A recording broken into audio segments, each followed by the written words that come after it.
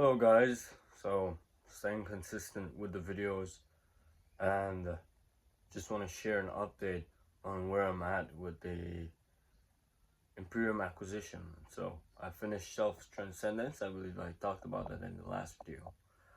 And right now I'm working on refining my offer and just making it not look nice, but defining like meticulously what are the steps that I need to take to make this thing actually work. So my offer is web design for SaaS startups, and I'm gonna be running a web design agency. So I'm still in the process of writing out my offer and just being crystal clear on what I'm gonna do for my clients, and it's been very helpful. So in the past, I didn't really define what I was doing.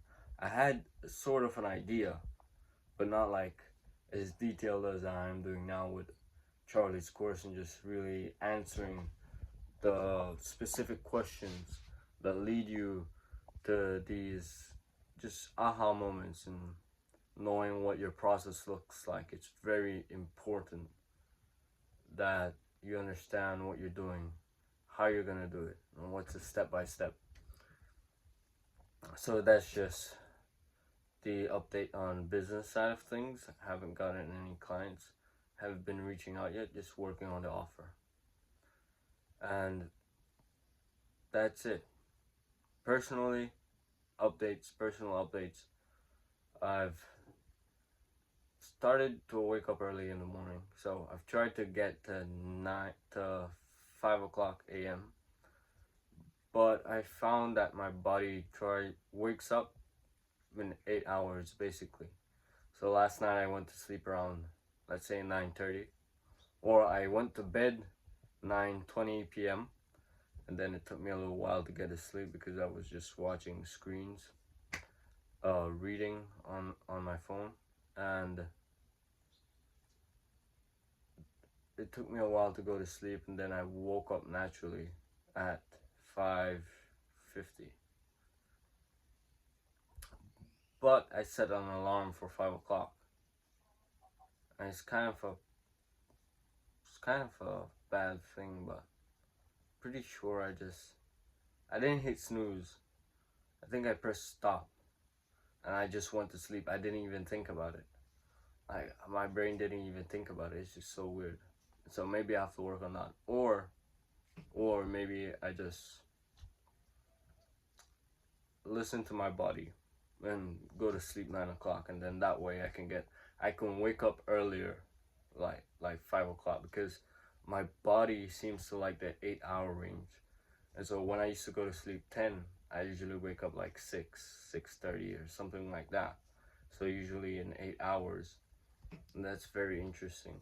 And I don't want to cheat my body out of sleep because it's very important for this muscle recovery and energy levels and mood and just a whole bunch of things. So sleep is very important. The quality of sleep is very important. And so I've been experimenting with being an early bird. And it's cool because in the morning I have high energy levels. I feel great. I feel great in the morning. And I think it's a good change from being a night owl, basically working in the night, because let's say maybe I've already like been in school, or like right now I'm on a school break and I'm doing work. So maybe if work gets busy, then I'll probably reach home tired. Then I'll work out, and then I'll be even more tired. And then I have this basically like just short amount of energy left for my business, which is arguably the most important thing in my life right now. And so what I want to do is wake up early in the morning when my energy is just high, my energy level is high, and I haven't depleted my battery. So then I can like just get a high quality focus in for like the needle moving tasks, and then just use that. And so far it's been going good, and I've enjoyed it. I've had to adapt some stuff because when you set a routine, it's just so set in, like you're so used to something, and you just have to be aware conscious, and let's be intentional with how you adopt this new routine. So that's just where I'm at with my schedule. Another thing that I wanted to talk about was focusing on the mission in front of me, because I've had this bad habit of thinking about like just far beyond, like, let's say building hardware and stuff, when I haven't even built a $10 a month agency. And so I just have to focus on the specific mission that's in front of me, like what's in front of me.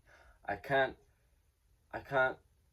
think about what it would take to get to 100K if I haven't reached $10,000 a month. So that's very important that I stay present in the micro, like this present moment right here. I'm present right here with this video, but it's also important to be macro present. So what it means is that you have this goal that you've set for yourself for, let's say, a period of your life, and you need to be focused on that goal specifically and allocating all of your resources towards that goal and just being fully immersed in the season. It would be a disservice to this current goal to be thinking about another goal, a goal that's supposed to come after you've achieved this goal, a goal that can only be achieved with the, let's say, the resources or the position that you would get from achieving this current goal that's in front of you. And so what's important is not putting the horse before the cart, and being macro present for this goal. And so a good analogy I like to use is like soldiers that are sent to Afghanistan don't think about Ukraine, they don't think about Iran, or they don't think about Iraq, or they don't think about Taiwan. They're just focused on that specific war that they're fighting. And so if you've chosen a war to fight, just be fully immersed in that war. Otherwise, you're gonna lose. Imagine being a soldier and you're in the trenches, and then you build this bad habit of thinking about Ukraine or something. Let's say you're in the trenches of like Afghanistan, and then you're thinking about Ukraine.